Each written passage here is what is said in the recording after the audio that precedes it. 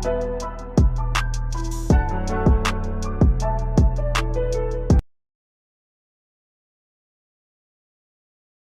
kidding me?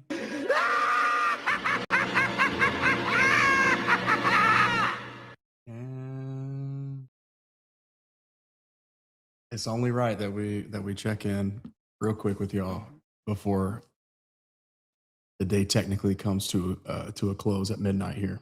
Just a few minutes, kind of just wrapped up listening to the post-draft presser, getting some of their thoughts, but nothing really too much of a surprise today. It's a victory lap for all of us here, especially here, but all of us, right? In this instance, this is one.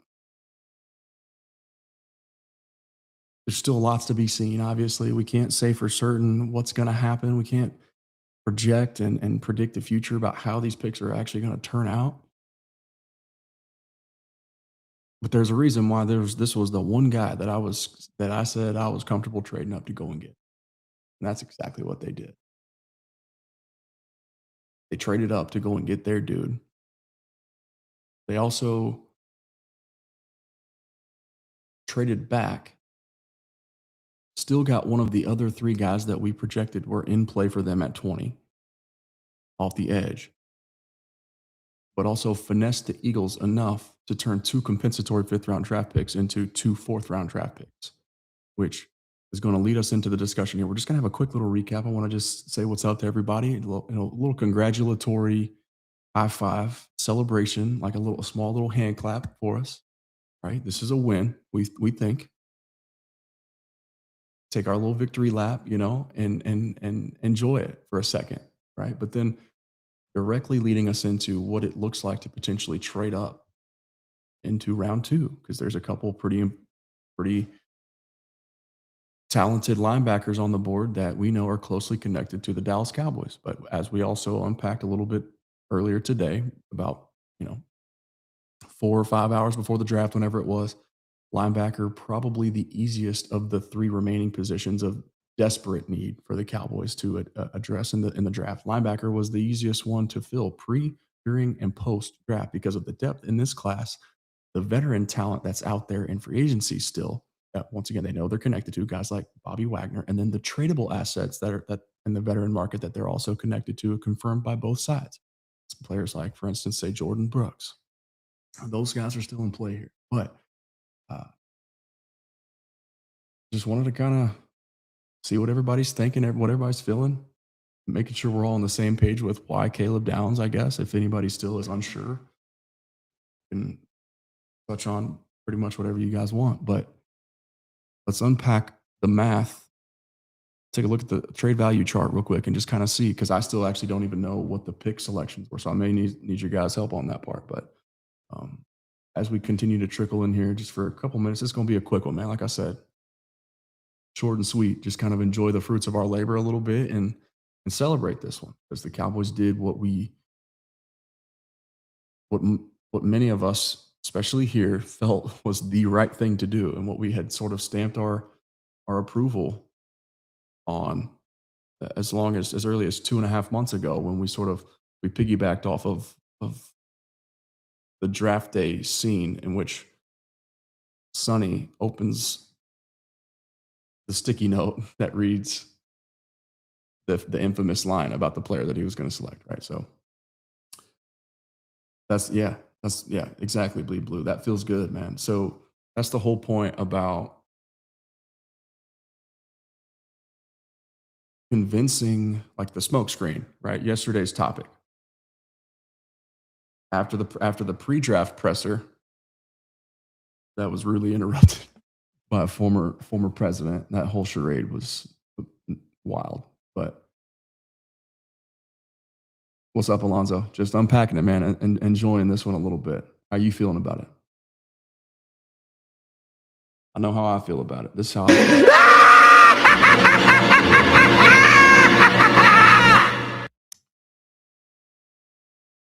We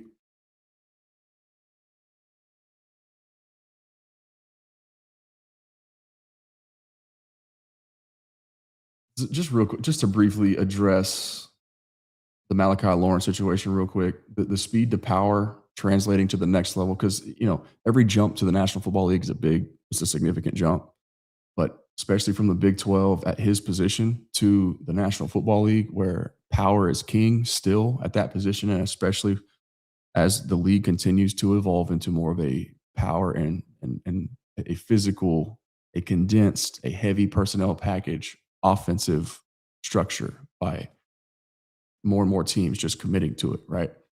So it's increasingly important, even more so now than it was 5 years ago, say. So that's my lone remaining question for him. And this was one of the guys that we said we came to the conclusion of kind of helping everybody in a palatable manner digest everything that's been going on and lead everybody down the right path. That's one of the things that I'm just at peace tonight, like with this, because it might sound crazy to some of you. Some people may not get it. Uh, Hopefully, most of you here do. That's why you're here to begin with. But all the work and the effort that I put in to try to objectively and creatively convey the truth for you.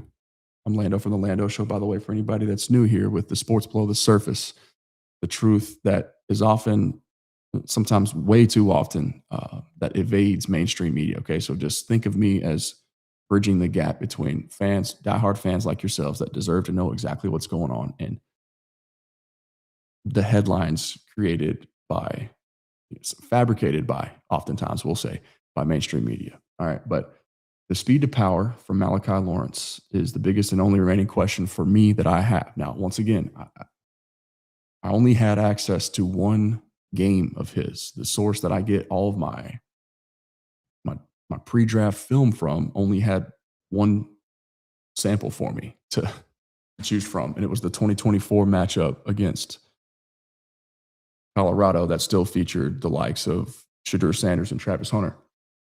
But you can tell even since then, it's only,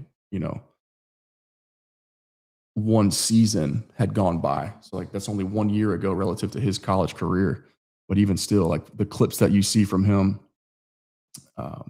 in the offseason, like the postseason and like pre-draft process, he's clearly like the strength has come a long way even since then, right? But that was kind of where my initial questions became about having enough power to truly translate quickly, to be forceful in the run still, but then also powerful enough to translate and turn some of that 99th percentile athleticism into being forceful as a rusher, right? Can you, because we heard Brett Coleman put a piece out earlier today discussing kind of Reuben Bain and the fallacy that is the sort of the old outdated wisdom, the conventional wisdom of short arms, where like the average of the hundred best and most productive pass rushers in the last, I think he did a 10-year sample size or something like that. 100 of the most successful pass rushers, all their measurables, added them up, combined them, and spit out a number. And the arm length came out in like the 45th percentile. So it's like the average most productive edge in the National Football League is somewhere between 6'4" and 6'5", somewhere between 250 and 263 pounds, arms between, like I think it was 32 to 34 inches.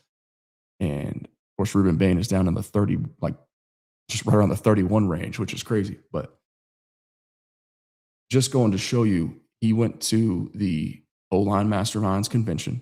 I'm going to try to attend that this year if I can get down there. But Teron Armstead was one of the speakers that he showed clips and footage of. And the first thing that they tell you in the National Football League, the first thing that you do in OTAs, the first thing that you do in rookie minicamp, the first thing that they're trying to teach you as an offensive lineman is how to withstand the power rush, how to anchor against that, how to combat it, and how to keep guys from just going right down your chest. That's the easiest thing to get away with, right? Even the most amateur pass rushers, like say a Keldrick Falk that we told you guys was not in the picture, that turned out to once again to be the case. Those guys can win with just length, leverage, and just going right through your chest if you're not powerful enough to combat that. But so speed to power is critical, okay, in general, but especially now and increasingly more so moving forward. So that's where I'm at with him. So time is only going to tell on that as far as who he can be as a pass rusher. But the production in college is there, right? The physical traits obviously speaks for themselves as far as the athlete is concerned, and then he passes the character test with flying colors. So I put a little bit more time and emphasis on him after last night's discussion, where I admitted once again I didn't have a deep understanding of who this guy was. I only saw the one game of film that I had access to. I saw some clips of some other creators in the industry breaking his game down. Um, and then, of course, last night, what's really set it over the top. So I was already kind of a fan of the player. I'd obviously taken a look at highlights and things like that, right? I know what he's kind of about. But then to see Nick Harris and John Machota last night mention him as being in play at 20, I didn't have the character stuff and like the full deep study because I just didn't have access to the film yet. But everything that I had gathered up until that point, and then to see them stamp their vote of approval as a hey, based on everything that I'm hearing, as two respected insiders inside that building, saying, yeah, the information, the intel that we're gathering, this is a guy that's firmly in play here.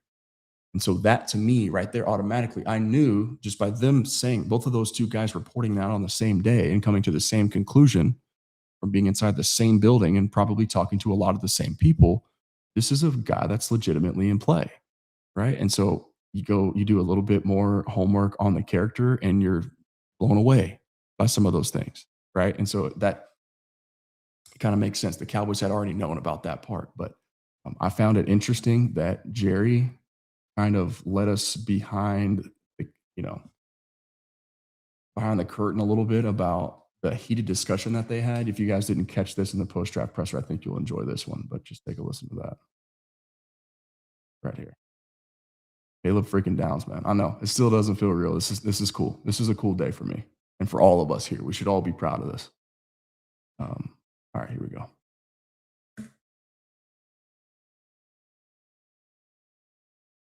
And then just to show you how things go, we spent.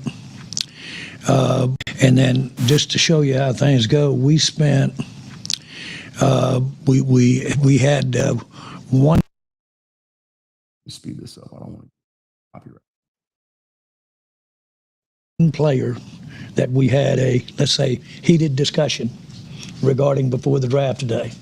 And it was whether to the other player went way earlier than that, but it was Lawrence or the other player. So I'm not going to get involved with the other player because he's on another team now. But still, the bottom line is that we are really we really had a player in mind that we thought had tremendous upside, that fit us, and that we could accept the downside if. So the fact that he kind of lets us in, this is where the psychology comes into play, right? So we're kind of we're piecing together breadcrumbs, tea leaves, and context clues here. He said that we felt good about the downside, and they said also, so that paired with heated debate about a player, and if it's between Malachi Lawrence, so we know it's from another player of the same position, and then we also add in so heated debate. And then downside, like overcoming the downside. Who was the guy that was such an outlier with a particular, perceived downside that could potentially cause a debate, right? A passionate, a polarizing player. Who is it? It's obvious. Reuben Bain Jr. because of the arm length. Okay. And then also too, he said that happened way before that. You could technically say like maybe Akeem Mesidor was another guy in the mix there that they're talking about as far as a polarizing player, and the guy that was such an outlier, like let's just say for the perceived non-value of him being a 25-year-old rookie, you could say that could be the guy that they're referencing here. But I eliminated him because they said it was taken way before. Reuben Bain went at 15. Akeem Mesidor went at 22? Just one pick before, right? So that's what sort of led me to that conclusion. I thought that was interesting that the Cowboys were split and torn, having a heated debate over two of the three players that we all came to the conclusion here that were going to be in play for them at 20. Right? We came to the conclusion that Caleb Downs and trading up for him they either pick 6, 8, or 9 made the most sense. It ended up being pick 11, but still, that was the thought process. We were in the ballpark there. That regard, in my opinion, the best player in the draft because of what he possesses between the ears. It's just, man, there's lots to be excited about. And they did all this. They traded up to get their guy. They traded back to add more assets, but they did all of that while finessing the Philadelphia Eagles and turning 2 fifth-round compensatory picks into 2 actual fourth-round picks. So now, with that right there, I want to get us into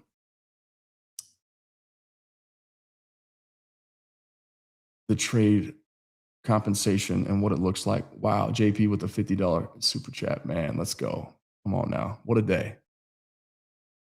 What a day. Thank you, man. That's big time. That's the biggest donation that we've ever had on the channel to date. So I'm gonna definitely log that one into the memory bank. Remember that and keep, continue putting the work in for people like you that deserve it, man. This is awesome. Yeah, so that's a good point. I'm gonna have to sit down and really write all that stuff down for Brad right here. He says, don't forget the Micah Parsons trade now has netted us 2 fourth-round draft picks. But yeah, that's interesting. So super chat from JP. He says, hold on. We gotta do this the proper. Yeah. Draft season finishing up, and we had a fantastic round 1. Still many picks to go, but shout out to you for the work that you put in giving us some Cowboys content to watch during the offseason. Also, hook 'em. Amen, brother. Hook 'em. Horns always up, and thank you for the support and for the feedback. It's that's cool. That's cool to see that. I appreciate your generosity, and just know once again, like we talked about earlier today, it's going to a good cause. Just upgraded. Still settling into the new house here. Sorry, we got the wind's going crazy out there, but just upgraded the camera situation that's going to be in hopefully by tomorrow, I think is when it said it would be here, tomorrow or Saturday. And so this type of support, man, that you guys continue showing up for me, I'm doing everything that I can to take it to the next level and to continue pushing this platform as high as it'll let me go, as long as you'll continue to let me do this. This is another one, our course, salary cap course. We're going to become credentialed by Sports Management Worldwide. It's been postponed. It was supposed to start Tuesday. It's now backed up to May 11th. So see if they can figure out their stuff behind the scenes on their end. But no doubt about it, man, a great round 1 so far. So we think, right, things can obviously change. We don't exactly know. We got a pretty good idea about Caleb. We don't exactly know yet about Malachi. The rest is up to him. It's up to him now what he does. But I feel good that he'll be under the tutelage of Christian Parker, Marcus Dixon, but then also under the tender love, care, and expertise of pass rush specialist coach BT Jordan. That's a factor to consider here as well. I would venture to imagine that he also was consulted, right, and thereby granting his stamp of approval to the Joneses, the front office, when asked about this particular player. I can only imagine that that's also the case. Yes, as unpacked this earlier today, Pina, you're exactly right on that one. Keeping George Pickens, it was speculative, and I admitted as much yesterday. I'm walking my son in the front, just right through the other side of this window that I'm looking out right here.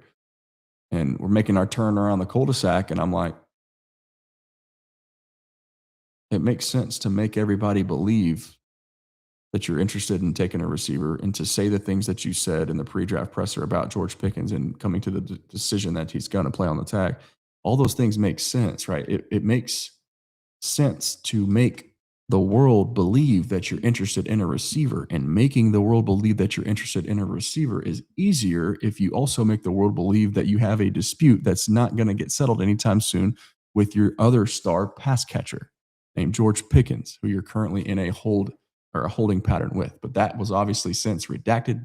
The thought process, as we tried to passionately put to bed even before it came out and was verified by, say, Ian Rappaport, but the Joneses themselves, and then George Pickens and his team saying that, yes, they do have plans to sign the franchise tag. All that stuff was put to bed. So it was just cool, man, seeing these little micro dubs one after another. And just everything that we have talked about here.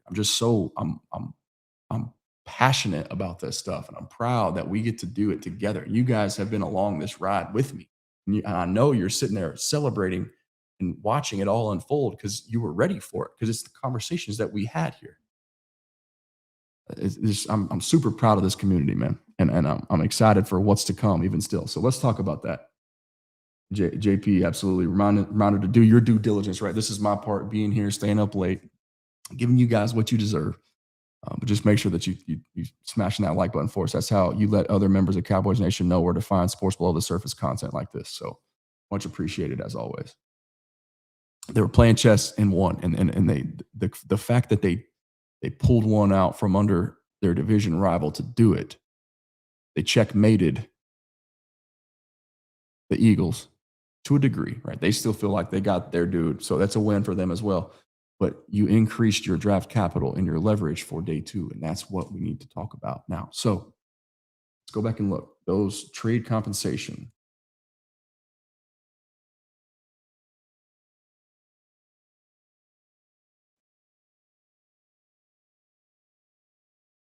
Okay, so the Cowboys traded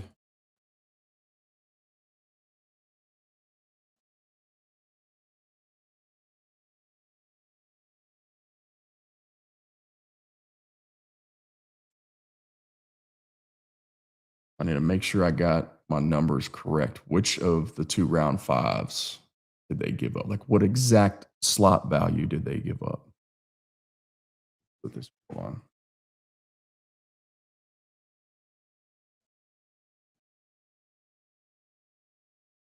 Does anybody know off top? Y'all have the numbers for me? If so, please feel free to spit them out in the chat, and I'd appreciate your help on this.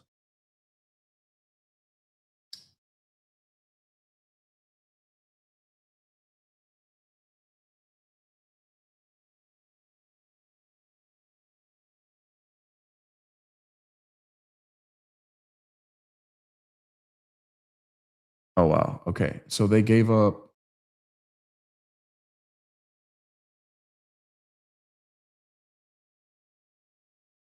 Well, this is updated.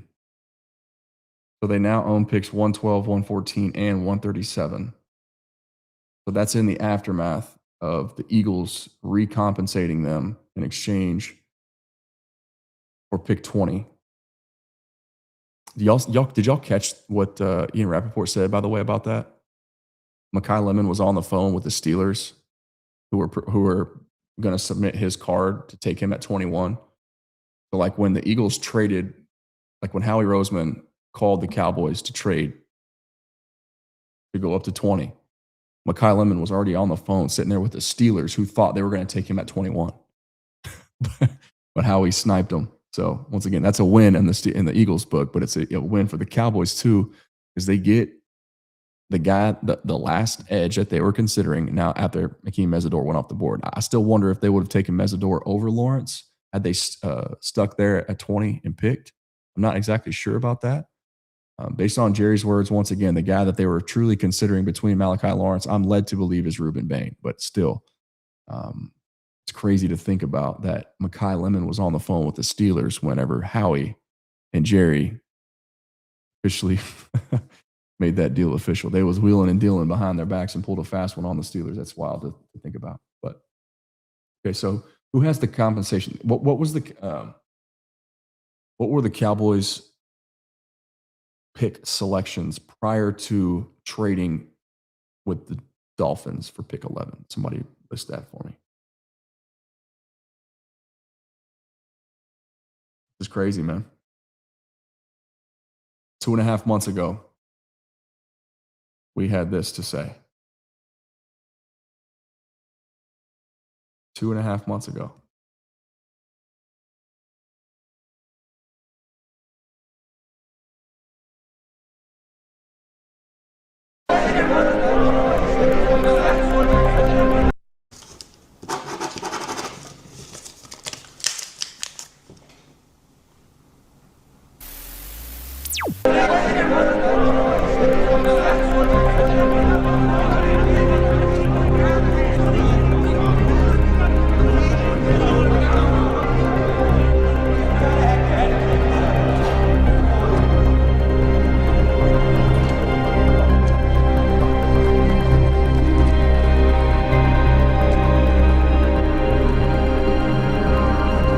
So the Caleb's Down situation is interesting. It reminds me of Thank you, Pina. I the appreciate scene from I appreciate that, Pina. So we got That's what I was waiting for. We have so it was pick 12, pick 177. Thanks to Pina for reminding us there. I couldn't remember what those selections were. I was so focused on the first 2 days of the draft to remember the numbers exactly. So 177, 180, and then of course 12 in exchange for pick 11. Okay, so It calculate.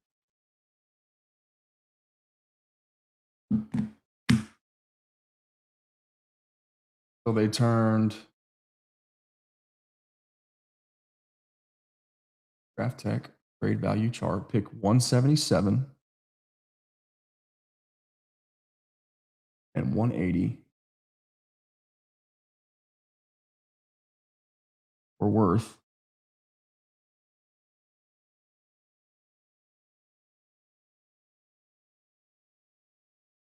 down the profit also with a $5 super chat pitch, and I appreciate your support of the platform, man. Thank you.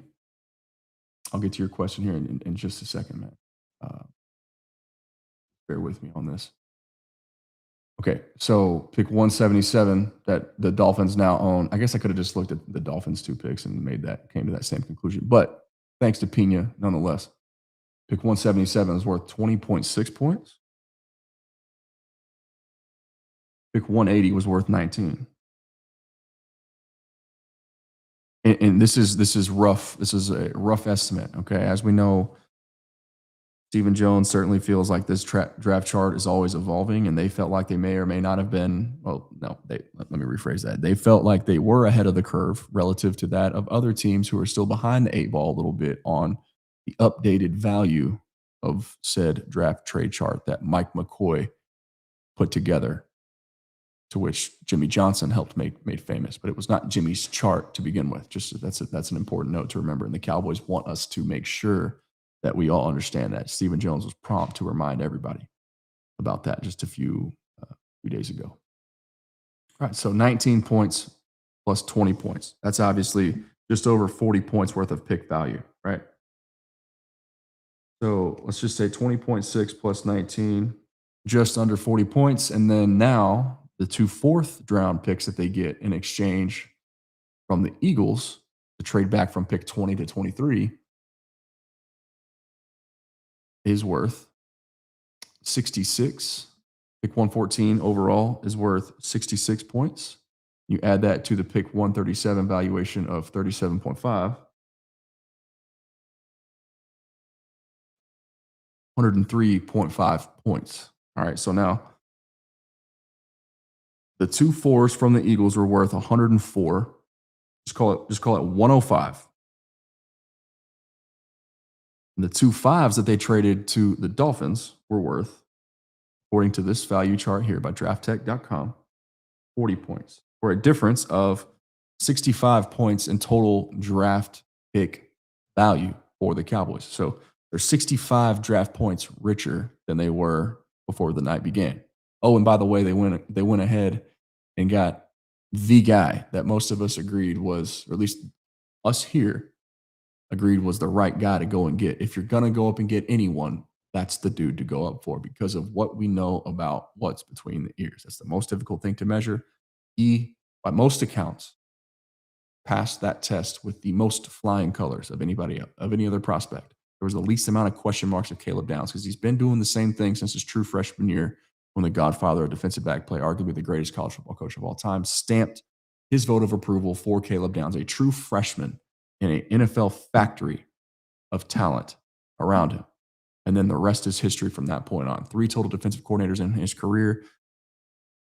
The defense ran through him all 3 times, all 3 coordinators. Matt Patricia going so far as to say he's instantly the smartest man in the room, whichever defensive back room he walks into at whichever team. Doesn't matter.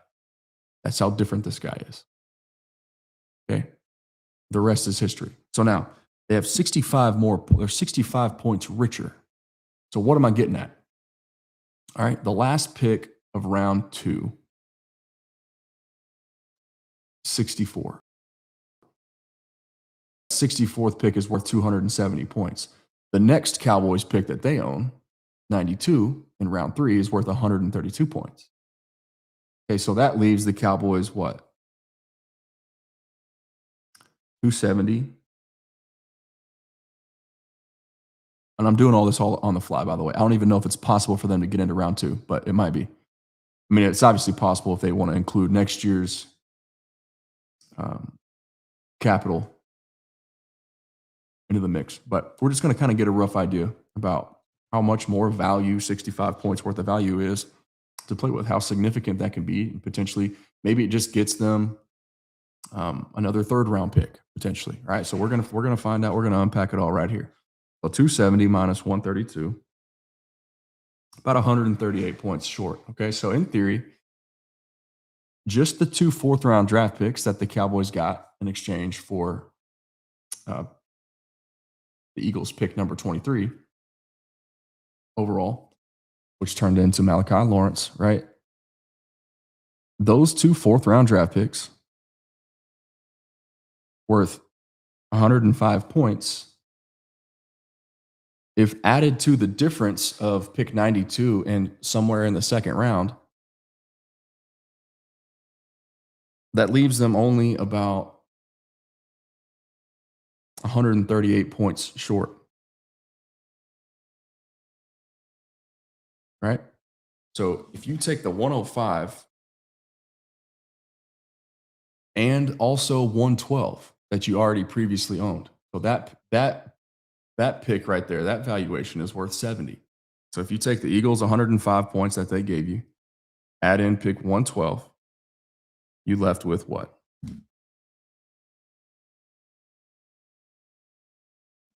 175 points, right?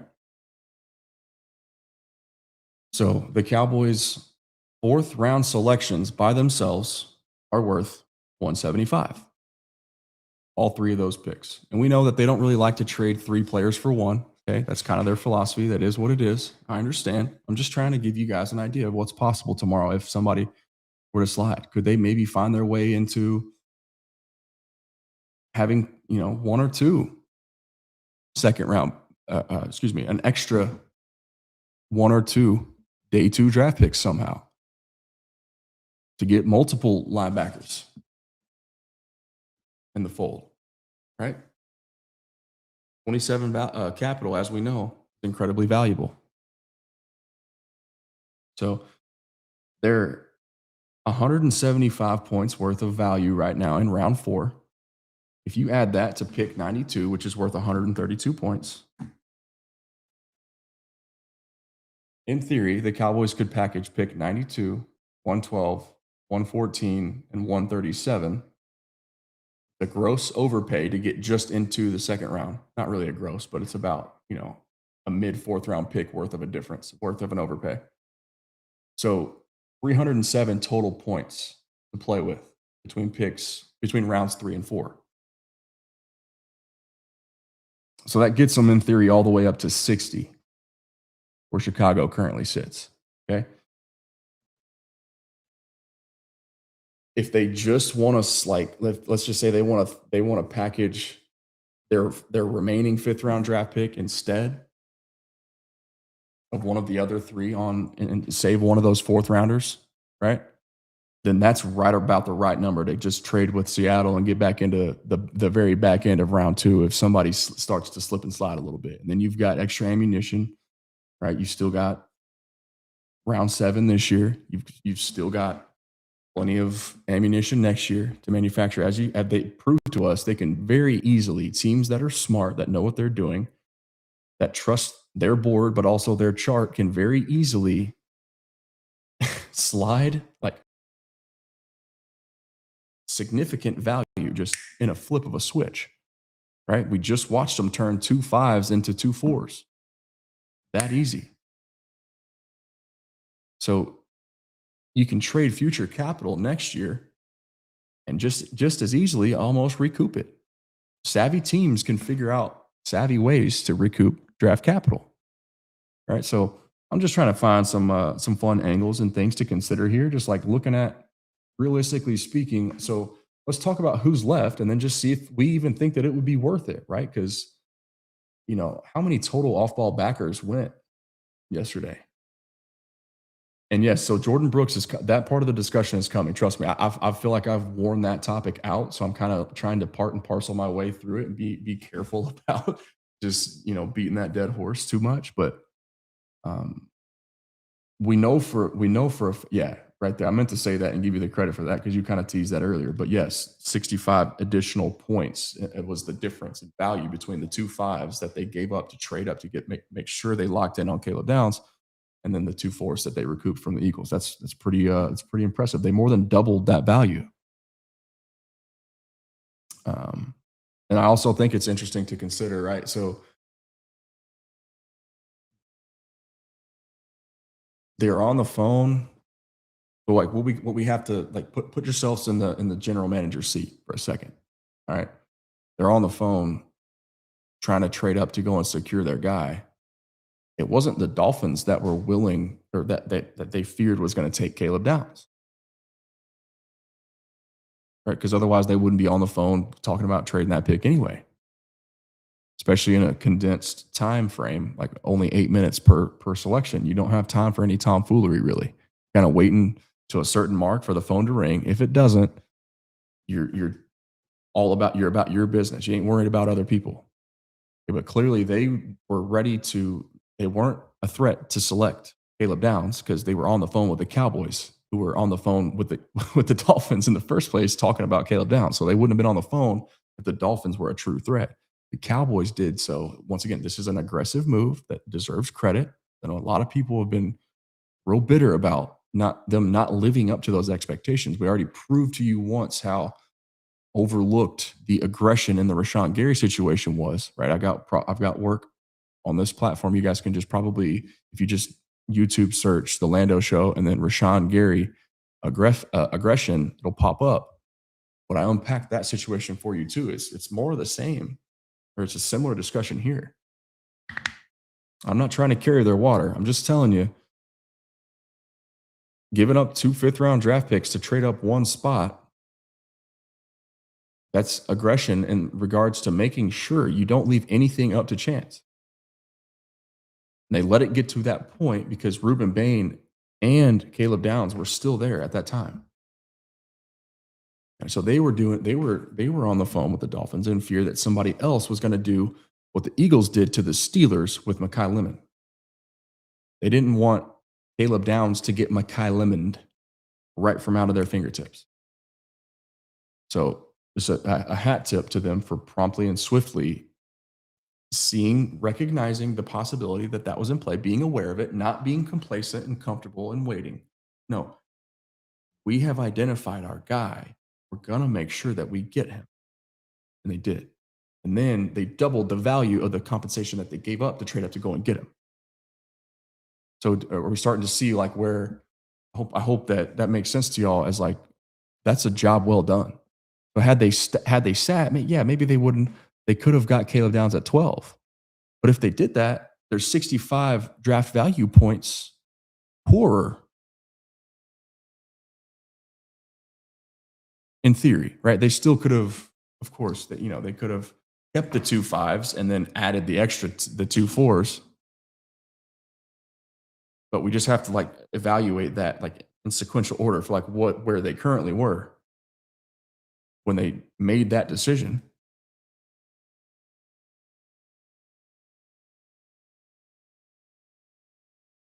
They made sure they got their guy and they still doubled the value for the compensation that they gave up to go and get him. That's a win, right? That's a dub. Check. So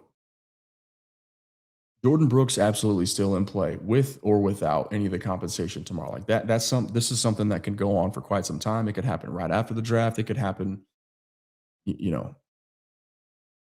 before the draft even picks up tomorrow. Like there may be a deal on the table by the time we wake up. Who knows? I'm not closing that door, and nobody should be closing the Max Crosby door either. I realize that ship looks like it's planning to leave the port now, at least until the trade deadline mid-season, considering they actually used that 20th overall selection, which ended up being pick 23.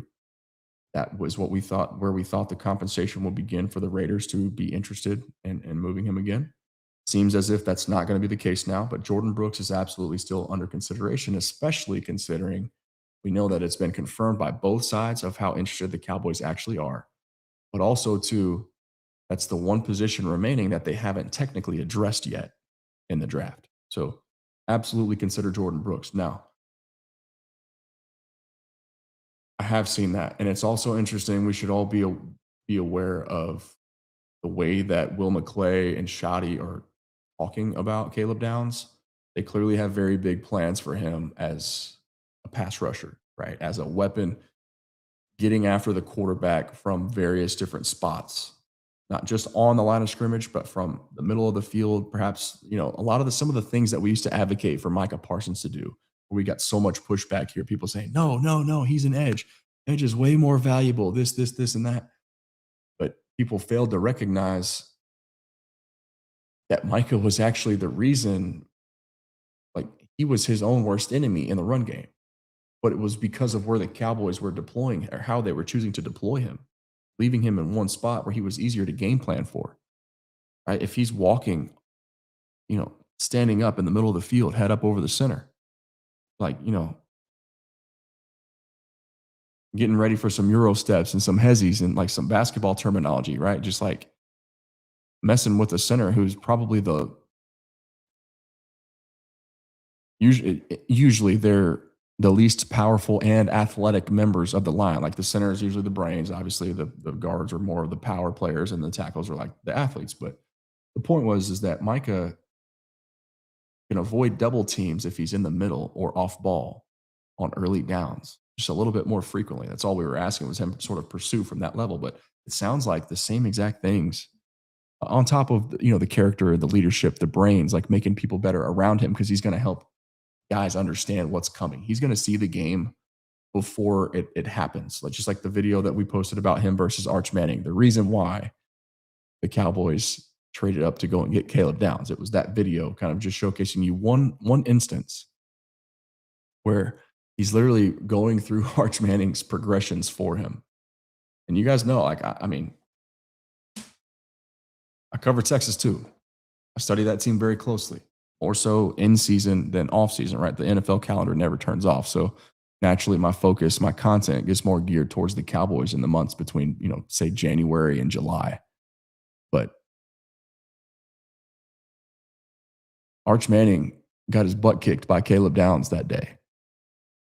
And it only took 2 dropbacks for him to almost literally, like, he wanted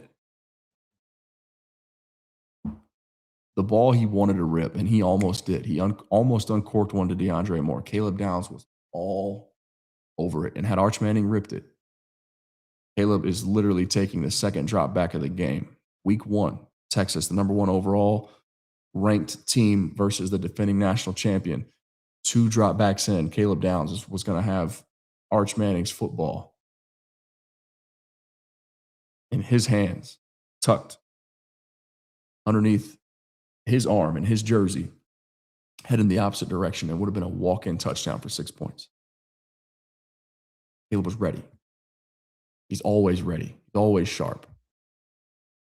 2-time Super Bowl defensive coordinator champion, Matt Patricia, with that rave review, with that, the glowing and rave reviews to the levels at which he did, that says something to me. And then obviously all the other things, the Nick Saban stuff, true freshman, NFL factory, trusting that guy. Like, he was a household name before Sonny Styles, before anybody outside of Columbus knew who Sonny Styles and Arvell Reese were. There's a reason for that, guys. And he's the only one of the 3.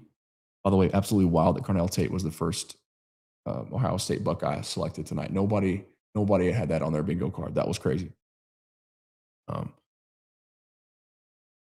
But Caleb Downs is the one Ohio State Buckeye defender of the 3, the big names and the headliners in round 1 this year, that wasn't either in year 1 or year 2 of a complete position switch. That was also added ammunition for me. That was why I said, if the Cowboys trade up, it's not, everybody said it was for Sonny Styles. It wasn't. And that was why. That was the big reason why. It's because he's still a spring chicken relative to Caleb Downs at his position.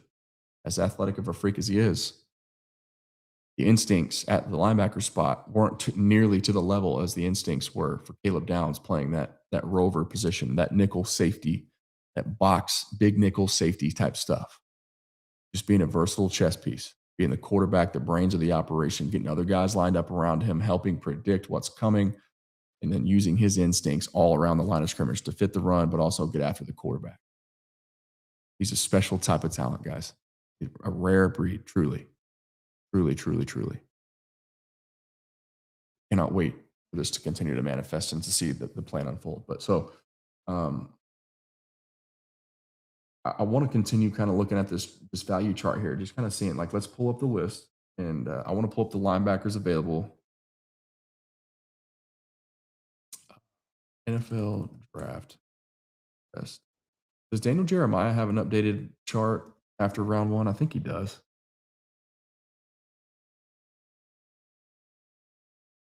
Yes, he does. Okay, right there. Boom. Best prospects still available in the 2026 NFL draft. Good work, DJ.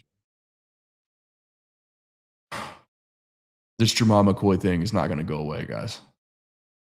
I wonder if he slides past like the halfway point of the second round. I wouldn't be shocked to see the Cowboys make a play. As crazy as that sounds, I know they don't want red shirts, but obviously Dan Cooper is going to sign off. It gets within striking distance. I could see him being in play. It's just that's their style, man. They like to try to find value, and if they think most people's standards, the best film from any corner in this class was Jamal McCoy's 2024 tape. They get that dude once again, similar to the Savon Rebel Jr. situation last year. But Jamal McCoy, technically, barring some other like some like some issue not related to his ACL that popped up, a bone plug, I think is what they call it. But for them to get the perceived best corner in the class halfway or even all the way down to the bottom of round two, I could see them wanting to do that. So that's kind of why I'm doing this exercise, right? Just like seeing if some of these players slide. So we got Colton Hood still out there, Denzel Boston. I'll rattle off some more of these, like basically, really the linebackers is kind of who we're focused on. So that right there, there we go. CJ Allen, Anthony Hill Jr., Avion Terrell is interesting. There's Jacob Rodriguez right there at 42. Brandon Cisse, I could see him double dipping at DB. I thought that was still in play at 23, to be honest with you. You could have easily talked me into them looking for just yet another, a weapon back there, but like somebody like Traden Stukes, even after taking Caleb Downs. I mean, you got to think about where the roster is going to be, not just this year, but also next year too. Like you're upgrading, but you're also, it's like a long-term contingency plan as well. That's like, it might be perceived as positional surplus now, but you're one injury away, and then who knows, right? So you've always just got to take the best players, man. And so that's why I wasn't ruling it out. I thought it was entirely possible that the best player on the Cowboys board that they had graded was another defensive back, even after taking Caleb Downs. Didn't turn out to be that way. So that makes me very excited to go and see what they think Malachi Lawrence can be, and if he can fulfill that and recognize that ceiling that they clearly think that he possesses.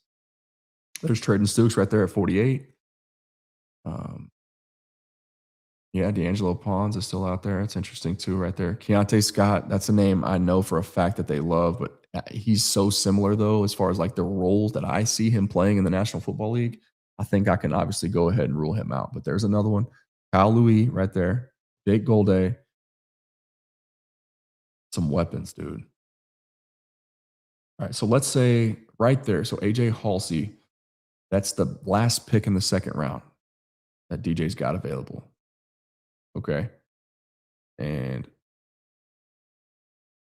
you know what? So I want to make sure, I want to count these up because it's not total, right? It's the players remaining, but he has them still ranked where they were previously. So that's not, this might just be, it might not be quite 32 picks here. Let's count. So from Emmanuel McNeil Warren all the way down there to AJ Halsey. Let's see what it is. One.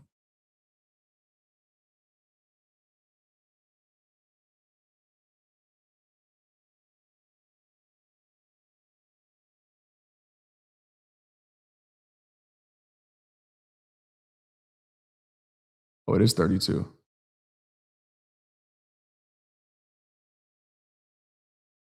Interesting.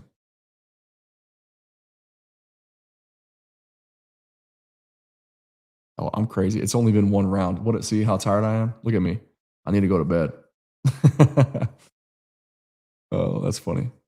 So does it automatically adjust then? No, it doesn't. So because it goes from 15 to 19 right there. Okay, interesting. But yeah, so exactly 32 selections between Emmanuel McNeil Warren right there and AJ Halsey. And I would say we know there's verified interest in 1, 2, 3, 4. CJ Allen, we know that they have interest in and are obviously connected to as well. TJ Parker, they're interested in. That's a name, if he continues to slide, that I could see them being aggressive for, just because of the position that he plays. And then Colton Hood and Jermon McCoy. We think Jermon McCoy's off, but if he slides far enough, yes. But let's say Colton Hood. We think they like Cassius Howell, but that's a iffy one. I don't know if they'll come up for him. I think he has a lot of questions.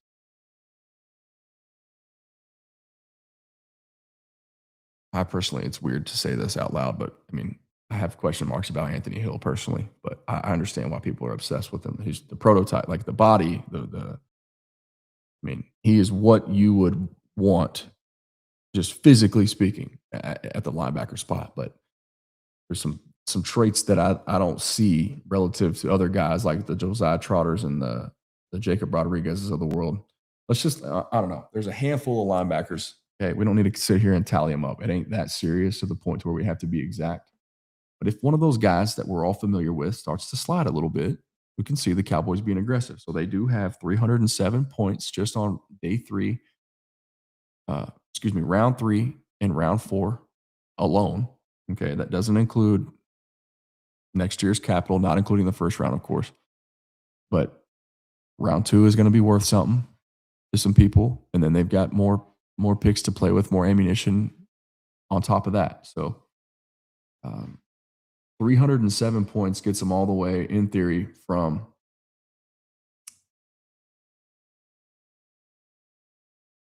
pick 132, or excuse me, pick 92 in round 3, all the way up to, let's just call it pick 60 at Chicago. So the 60th overall pick, that's a 32. That's a full round jump right there from 92 to 60. That's 32 picks.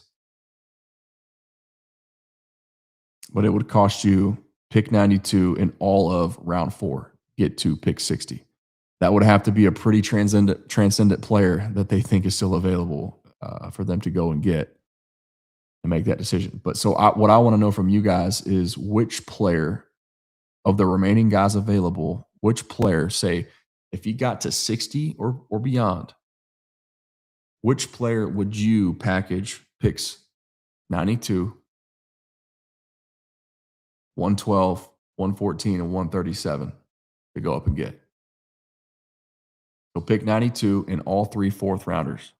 Who would you, just a fun exercise in theory, based on everything that we know, who, if somebody gets to 60, who would you be willing to go and get at 60 if he fell? I want to see what the consensus is in the chat. Little John Jr. says one of the linebackers, Anthony Hill or Jacob Rodriguez. Interesting. Yeah, man. Nobody. Okay, you don't want, you're not have no interest in trading up to round 2. That's in. I don't hate that, honestly. I'm just trying to get creative, trying to think outside the box a little bit, have some fun. I don't hate that, and on it, like we know. Listen to Stephen Jones, man. He cannot. It drives him crazy to trade away picks or other picks. He doesn't mind doing it for proven products. That's where Stephen Jones gets a massive check for me. Like he and I. That's one thing I'll never debate him on. I agree wholeheartedly with his philosophy on eliminating free agency, right? As much as I've lobbied for it and thought that it was going to be in play this offseason, I was wrong about that. But they use that aggression in a different way. They're more aggressive in the trade market. But the reason why I like it is because it eliminates the bidding war between all teams. And instead, you just focus on one, just mano y mano, you and me. Let's come to an agreement. Let's do it. Let's help each other. Let's get this thing done. Um, but trading up for a proven product as opposed to a prospect project. So he's trading picks for what we already know, a product that you are aware of, who is a consummate professional, a veteran in the National Football League. It's different. Stephen Jones hates it. He doesn't like these conversations that we're having here. But I'm just doing it to see what could potentially be. We know that they're willing to aggressively move up to go and get their guy. So, what guy would potentially entice them to do this? Is there one? But then also, I care about what you guys think. I want to know what y'all would do. Like, I want to have this conversation as a community here, and we can see if we can continue being accurate. Well, I mean, we were all over round one in every area. The leverage that George Pickens was being smoke screened as, right? The disinterest in Keldrick Falk, the three edges total that we had in play at 20. Of course, Reuben Bain was going to be in play at 12 if Caleb Downs wasn't there. But there was three guys that we said they would strongly consider in round one. Reuben Bain Jr., Hakeem Mesidor, Malachi Lawrence. They got him. There was five guys that we said that they were going to be interested in round one at the defensive back position. Dylan Thieneman, Caleb Downs, Braden Stukes, Chris Johnson. We listed Keontae Scott and then also potentially Emmanuel McNeil Warren. They got one of them. They did it. Cassius Howell, I'm not sure about that one.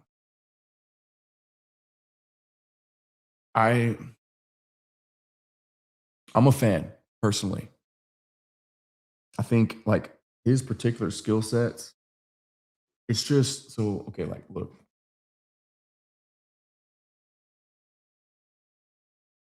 let me show you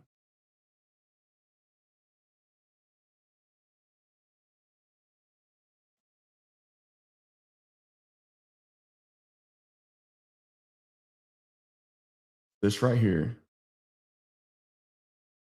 Okay, the difference between Cassius Howell and Reuben Bain. Can y'all see this? Okay, and let me change the screen for you. It's just the height weight, and I hate this conversation. I hate it, but it's real. We have to consider it. Okay, it's the arm length for Cassius Howell, but plus the fact that he won more with speed than he won with power. Reuben Bain was the opposite, right? Short arms, yes, but he has immense and relentless power. First, like that's his thing. Ridiculous athlete to pair with it, yes, but that's the fastest thing to translate at the National Football League level. So that's where I'm unsure. I'm like, you know what? I mean, I love the prospect. I love the athleticism. I love the tenacity that he plays with. Right? I think he's got great bend. I think he's going to be a good NFL player. Just don't know how soon and how much, how good. Right? So where'd we go? Restream just cut us off.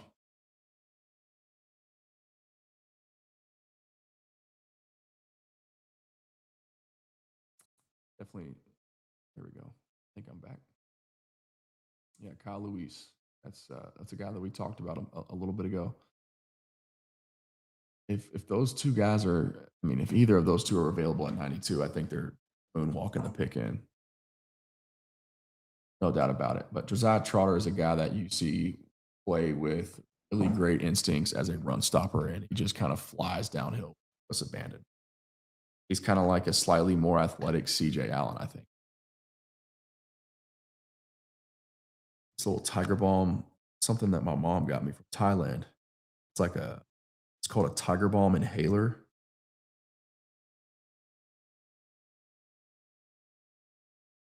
I don't know exactly, but it looks like that right there. This thing is a game changer. Allergies. Uh,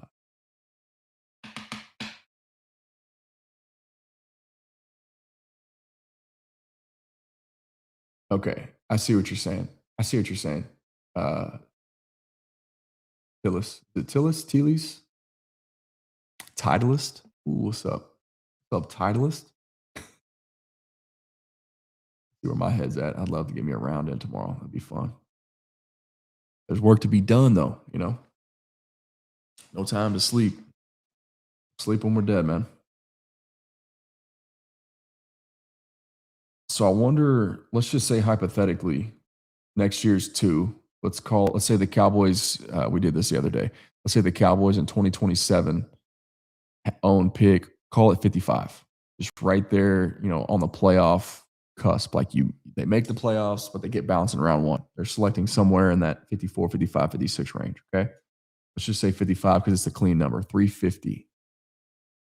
So next year's 2 technically is worth 350 points of value to somebody like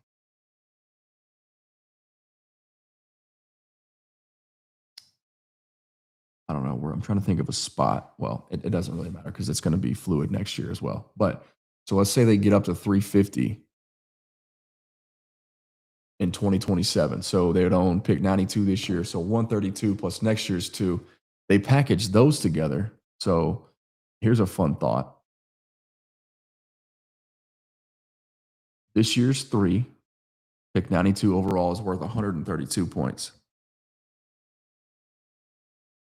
Next year's 2, let's call it once again, pick 55 would be worth 350. So 132 plus next year's 2 equals 480.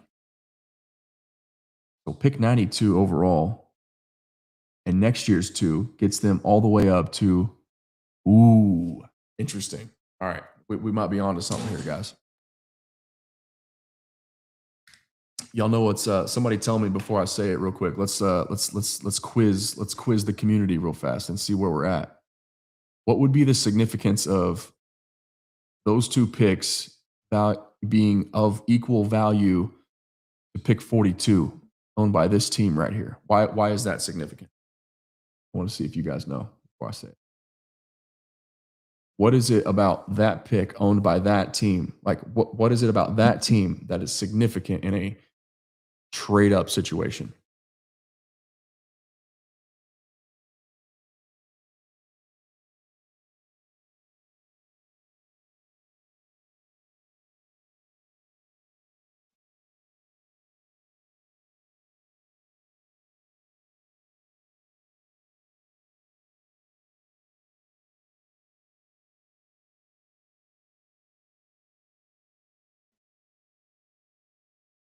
Anybody know?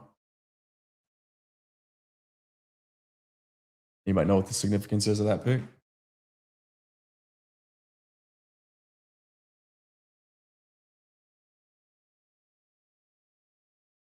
That is a absolutely a sickening defense, man. You're not lying. Just that combination right there, that trio. What'd you miss? What'd you miss, Pina? I don't think you missed nothing, man. Well, y'all sit there and think about it for a second. This is how we're going to close the show. It's a fun exercise, but we just stumbled upon something. See, we do brainstorming exercises like this. We come up with interesting information to grasp onto. The Cowboys could, in theory, tomorrow get all the way up to the 1, 2, 3, 4, 5, 6, 7, 8, 9, 10th overall pick on day 2. I'm gonna take a restroom break, refill the. Okay, what I asked real quick before I roll. What is it that's significant about the team that owns that pick 42? There's a significance. There's a connection there. I'm curious if anybody else is thinking about, but that it applies even further credibility to the potential of that happening. Right back. Actually, I'm not going to do that. I want y'all to sit here and look at this for a second. Maybe that'll help you. So it helps me see it sometimes. I'm like a visual learner type. All right. Pick 42. Think about it.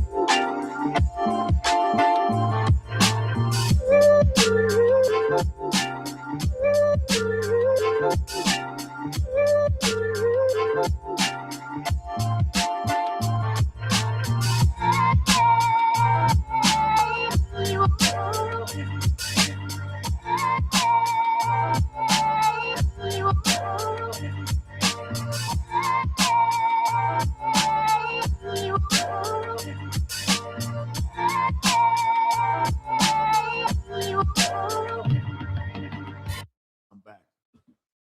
Only 11 of y'all got impatient with me and left. Well, I appreciate that. I was kind of expecting it to be more at this hour, but still to have 70 some odd people rocking with us this late is pretty cool. Pretty big deal. Okay. So seems like nobody really has an answer yet. So I'm gonna say it this way. Let me take the screen back over because I want to be seen saying this.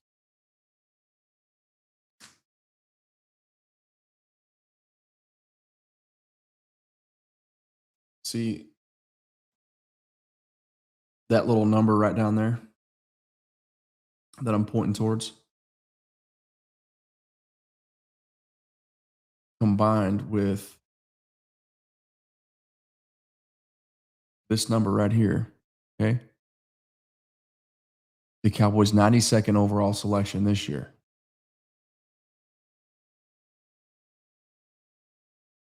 Okay, pick 92 plus next year's 2. We're just ballparking it at pick 55 or 350 total points or something close. Is worth the almost exact same value as the current New Orleans Saints second round draft pick this year, which is 10 picks into day 2 tomorrow. That pick is worth a total of 480 points. The Cowboys' third round draft pick this year, pick 92 overall, that they got in exchange from the 49ers and also in the Oso Digizua trade, plus next year's 2. They pick 55. Those 2 picks together could, in theory, get the Cowboys all the way up to pick 42 with the New Orleans Saints this year. But there's a reason why that's even more significant. It's because the general manager of the Saints, Mickey Loomis, is directly related to Alex Loomis, who works in the Cowboy scouting department. That's his son. So there was some potential, we thought maybe that, the Cowboys would be trade partners potentially with, say, the Saints in round 1, pick 9 overall, just because the 2 are pretty closely connected. Jerry Jones, obviously very familiar with Mickey. Mickey, obviously very familiar with Alex, and just they're cordial. Okay, they're kind of synonymous in a lot of ways in which they operate, but or at least the way that they approach the draft is what I mean. But so now it could make sense. Okay. That's all I'm saying. The Saints have already traded back Did they didn't trade in round 1, did they? Did they trade back in round 1? Yeah. So it's a little interesting parallel right there, right? But just worth considering. So, like, the Cowboys, if Jacob Rodriguez was their, I don't know, 17th graded player or 21st graded player, whatever the case, all of a sudden he's still on the board at 42, 10 picks into tomorrow's draft, or if they have Josiah Trotter graded higher, he's staring at him right there at 42. Like, let's say one or two of those linebackers go. Okay, so Anthony Hill's gone. Boom, there he goes. Jacob Rodriguez, oh, he just went at pick 47. He's gone. There he goes. Or 37. But now all of a sudden, pick 42, Jacob Rodriguez is the last guy to where they have a drastic fall off. And it's still a very significant position of need, Jordan Brooks notwithstanding. You can make it make sense, right? And so this trade, Cowboys send pick 92 this year and just rough estimate, pick 55 next year. Next year's 2 or 350 points added to the 132 points of value for pick 92 this year that they got back in exchange for Oso Digizua. In theory, they could get all the way up to pick 42, the 10th overall selection on day 2 of this year's draft with the New Orleans Saints, who have relational kin. The two organizations, Alex Loomis on the Cowboys side and their scout department, the son of Saints general manager Mickey Loomis on the Saints side. And obviously we know that Jerry Jones has a great relationship with both of them. Okay, but in theory, one of those linebackers is remaining before there's a huge fall off. CJ Allen is another one, right? You could make that very easily make sense. And then you still have 3 fourth-round draft picks to think about going and throwing at the Dolphins to get last year's first-team All-Pro Jordan Brooks, the tackle leader in the entire National Football League. Another $5 pitch in from Blackjack. What's up, man? I appreciate you being here. What did he say? Needed your pee break to be longer to figure it out. Hey, man, I got a small bladder, bro. I got a small bladder. I'm not going to lie. My daughter can hold it longer than I can on a lot of cases. My wife will be the first one to tell you, do not go on a road trip with me. We'll make way too many stops and it'll take way too long. I kind of mastered the art of actually being well equipped and adequately prepared and bringing a pee bottle along for the ride. That way I didn't even have to pull over when I was making my commutes from Fort Scott Community College all the way to Fort Worth, Texas, left and right. I was so eager to get home, and then in some cases so eager to get back to school where I was just like, man, I don't even want to stop. I'm so excited to go back and see my boys, or I'm so excited to go back and see my now wife or my family. Yeah, we got a little bit over anxious back in the day and became probably too proficient on that front. But dude, I'm over here. I just started realizing like how much I've been talking. I didn't sit down and start the show with a single cup of water. So I was like, man, I'm over here. I'm parched. Yeah. This is Once Upon a Coconut, man. I wish they'd sponsor me. This stuff is I'm addicted to these things. These and the trip, like nighttime botanical little like mocktails or whatever they are. It's just nature's harmony.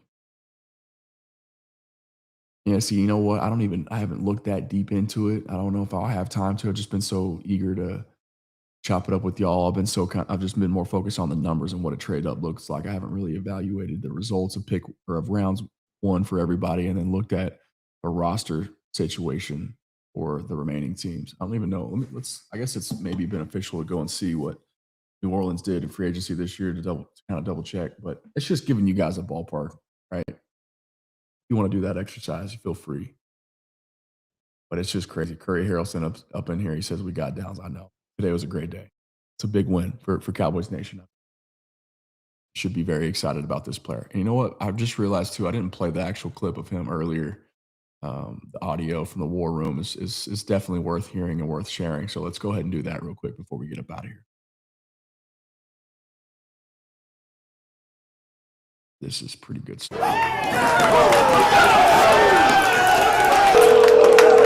Hello? Caleb, hey baby, I got somebody who wants to talk to you. Hey Caleb, can you hear me? Yes, sir. Yes, Caleb, sir. this is Jerry Jones, you're a cowboy. Exactly. Exactly. Yeah, man, He's 40. gone if they want him. Yes. Because we think he's too good a player. For 2 5s, 180. Yeah. Okay, we got it. Hey, this is Steven. And we're giving them our pick, number 12, and we're giving them 177, 180. Miami. Are we good? Turn it in.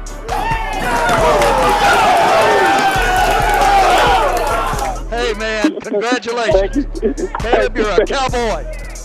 Thank you. I appreciate Oh that. man, we're happy. Here's Coach Schottenheimer. All right. Caleb, what's up, brother?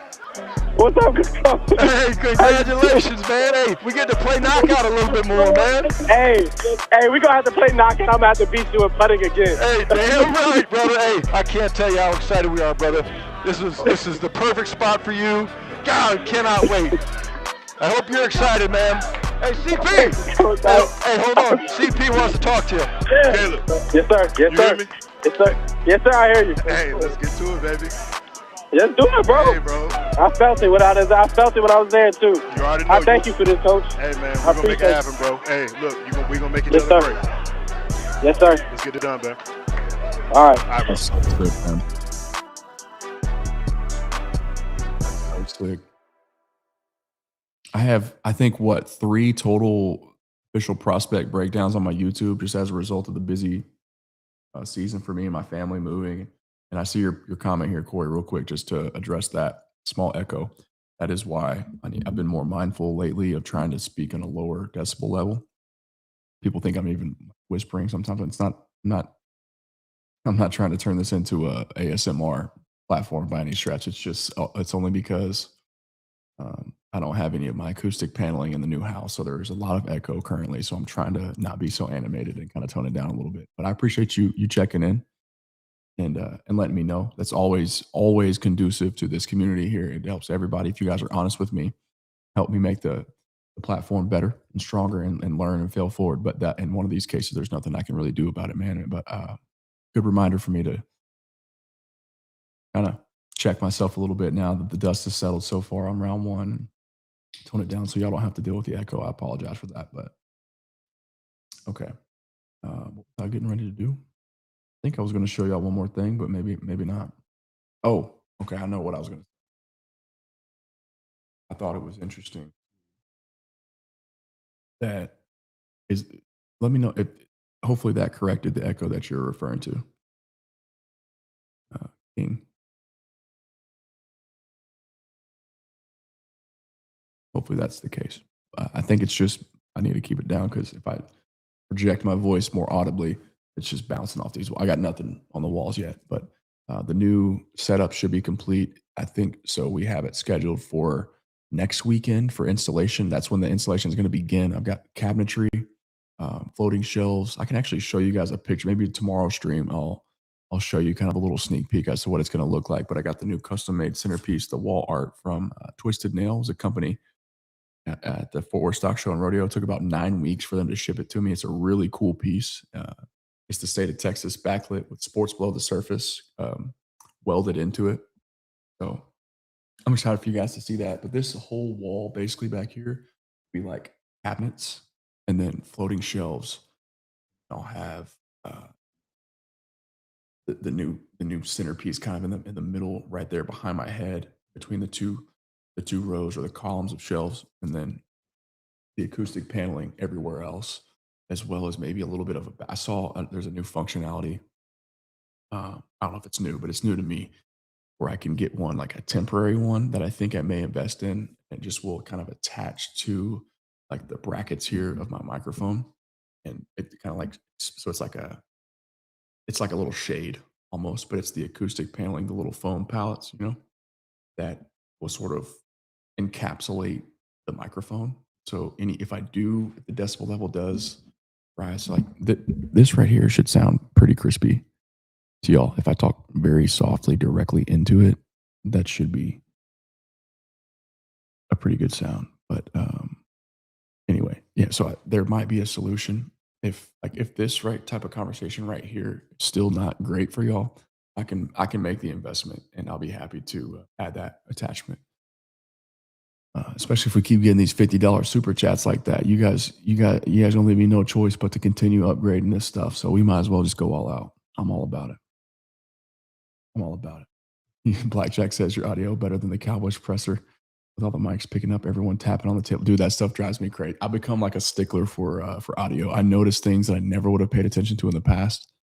Even in a lot of times in my own content, I understand it's not been great. This camera situation here, I've let it carry on for far too long, but I'm really excited for you guys to see the new setup with the actual like professional grade camera equipment and technology.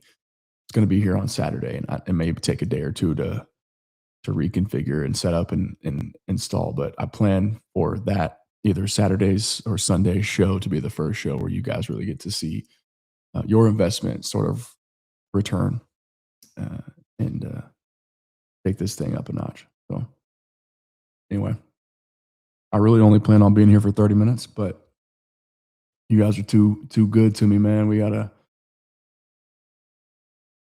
go above and beyond. We always talk too much to begin with, so it's always as expected. All right, so Pina's done a little bit of background for us. I appreciate that legwork right there, picking me up. I'm exhausted. Bengals, Saints, and Bills need linebacker, he says. Okay. So maybe that trade doesn't make as much sense as we otherwise thought or maybe perceived it to be, but that's okay. There's point being, there's still lots to be done. Lots on the board for the Cowboys and others. Still lots of interesting pieces available that many people thought would have been first round selections, just 1-2 short weeks ago. So smash that like button on your way out, man. That's it right there. Hey, Caleb Downs is a Dallas Cowboy. That's cool. I feel like that's a huge win. That's a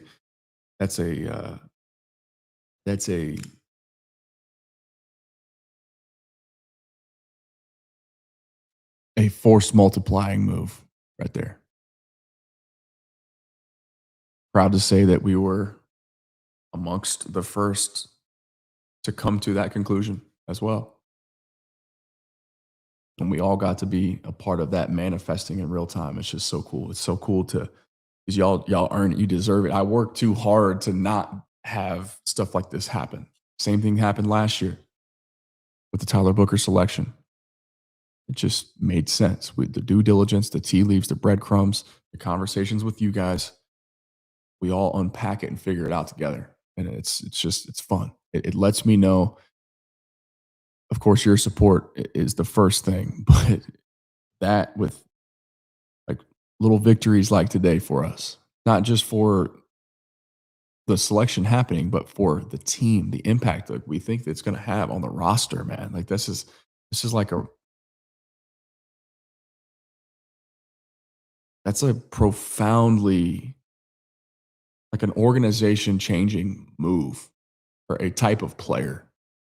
That guy. He is football. Like Christian Parker drafted Christian Parker in slightly younger and more athletic football form. He's drafted himself in Caleb Downs.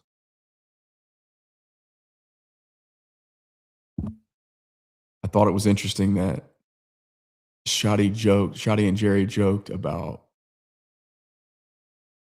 Christian Parker, now that he had Caleb Downs, was finally willing to settle in and say he's going to be here for a little while, like say that he wants to stay here and officially buy a house. Like Shotty was like, he hasn't quite bought it yet, but now he told me that we got Caleb Downs, so he's like, now I'm gonna buy a house, Shotty. I'm good. I'm gonna be here for a little bit. I thought that it was just it was a candid way of just trying to contextualize for us how much they valued this player. And it's just cool that it all happened. It's crazy. Crazy. You know what? I don't know. There probably is. I can look that up for you real quick. You want me to? I can pull it up for you. Malachi Lawrence War Room footage. Surely there is. I really haven't been scrolling, consuming. Been talking with y'all, chopping it up a little bit.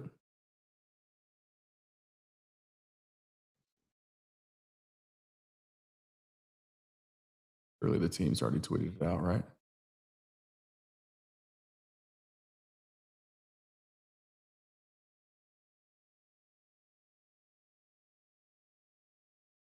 Who they have.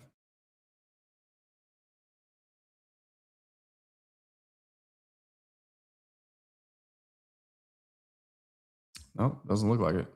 Oh yeah, there we go. Got you right here.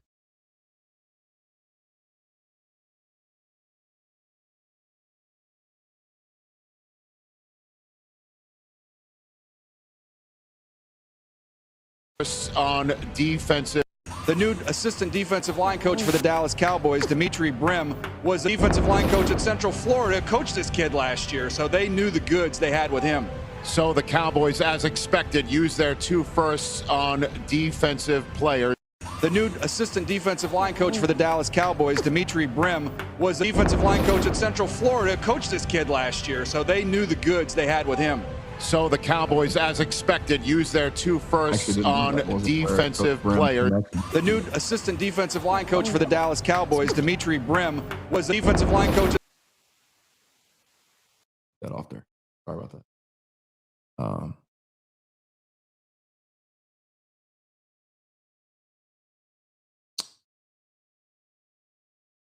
People are saying that, Kenya.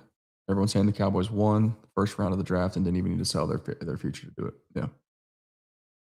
Yeah. Still lots to be determined, but it's hard to disagree with that at this stage. Just given everything that we know, everything that we expected to happen, it actually unfolded that way. It's hard for me to not feel that way right now. I agree. I think that's it though, man. Really excited for tomorrow. See what happens. I want Jordan Brooks, man. That would make me. That would be the okay. Yeah, they're like willing. They're the chip. Like we've already known, they kind of want to go all in. They've been showing us signs that they are, but after today's events, and then they were to secure a player like that. Yeah, Okoye and I will be on right away to unpack that for you as soon as that news goes down. I'm kind of just waiting for it to happen. I think it's inevitable. I feel like it is. Otherwise, they wouldn't have entered today. Like you don't enter the draft and call yourself a serious franchise without some sort of contingency plan already in place. I don't know if it's Jordan Brooks, but something else it's in the pipeline. It's in the works and it's already done. Just we don't see it. We haven't seen it yet. I think that the Jordan Brooks thing is all but a handshake agreement. And I think if all else fails, Bobby Wagner is a yes, but just let me know type of guy. Help come in and groom another one of these linebacker prospects that we've kind of unpacked here, whether it be Kyle Louis from Pitt, Josiah Trotter from Mizzou, Anthony Hill Jr. from Texas, Jacob Rodriguez from Texas Tech, or CJ Allen from Georgia. I think one of those 5 guys are going to be a Dallas Cowboy tomorrow. I don't know how high the Cowboys will have to go up to make that happen, if at all. Jake Golday is another name that I know a lot of people are big fans of, as am I. I guess there's technically 6 guys that I think are instant upgrades to what they currently have, albeit like if it's Anthony Hill Jr., I would almost say I have to have. I think Anthony Hill would probably be the biggest ceiling player of the bunch, but also maybe the lowest floor of the bunch as well. I think he still has a lot to show me relative to the rest about instincts and physicality in the run game. I covered the team. I probably overanalyze it a little bit. I may be guilty of that. I don't know for sure, but I know what I saw, and it's hard for me to look past it. But at the same time, I also know enough about the player, the person behind the player and the character that he is, the human being, to where if they made the decision, I would completely understand. Because the character box is yes. And then obviously he's the starter kit for your ideal linebacker prototype body build. You know, just the physical, the frame. It's right with Anthony Hill Jr. But I've said enough. I need to call it. I appreciate y'all being here. We got one more $5 pitch in. Might have missed it, but your biggest hope for a player to realistically fall to our pick in the third. Okay. I would say so. Biggest hope. That's an interesting conversation because hope only goes so far. But like, I'm gonna say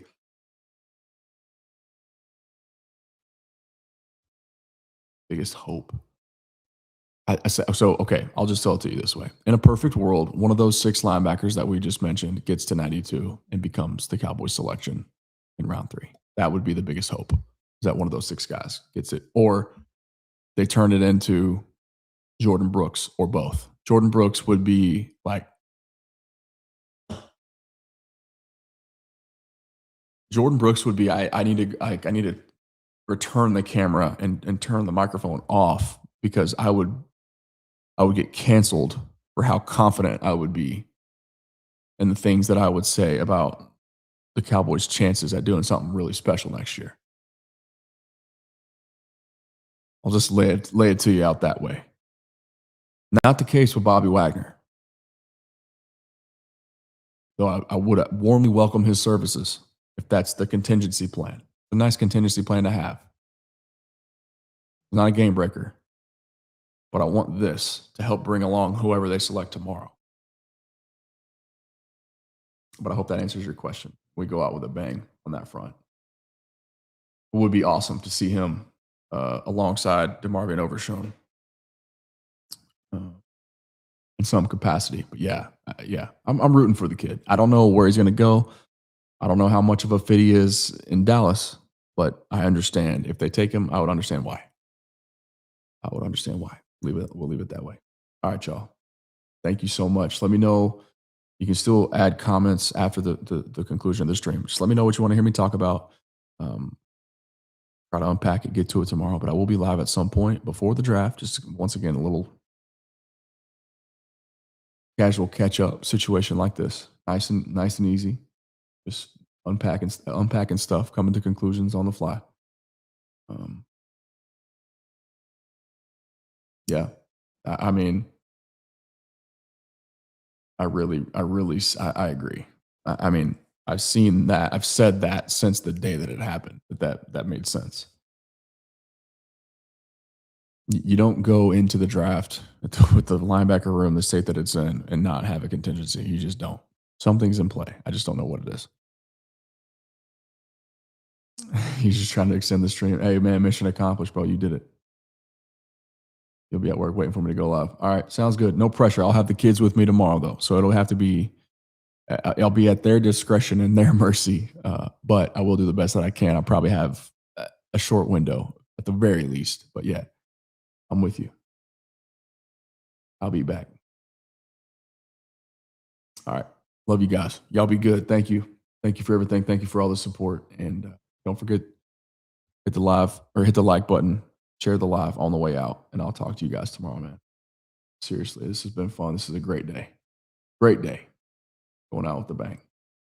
Remember, the prayer changes things. The war is already won, and I'm here for you. You ever got anything you got to get off your chest, you come to me and let me know. I love you. Talk to you tomorrow. See ya.